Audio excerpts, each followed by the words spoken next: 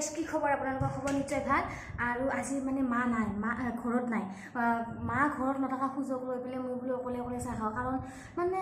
কি কওঁ মোৰ কাৰণে যদি কিবা কাৰণত অলপমান কিবা বনাইছোঁ মানে এটা বস্তু দুটা ভাগ কৰি দিব লাগে মানে ভাগ হৈহে এৰে মানে ইমান মানে মোতকৈও বেছি জেদি সেইকাৰণে ভাবিলোঁ আজি পিঠা বনাই মানে মা নোৱা চাঞ্চতে চাহ খাই দিওঁ কিন্তু কি হ'ব মোৰ পিঠা মানে মনে মনে খাবলৈ ওলাইছিলোঁ তো সেইটাৰ কাৰণে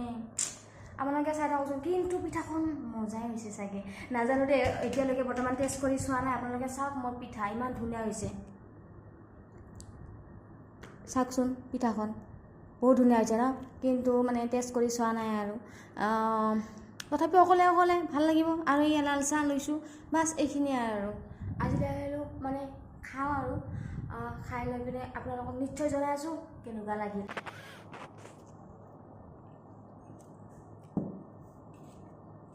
এই প্ৰথম খাই চাওঁ কেনেকুৱা হৈছে মানে মই ঘৰতে বনাইছিলোঁ ঘি অকণমান দিছোঁ ঘিৰ গন্ধটো মানে বহুত ধুনীয়া লাগিছে টেষ্টটো আৰু ঘৰৰ ঘি যিহেতুকে সেয়া আৰু ভাল লাগিছে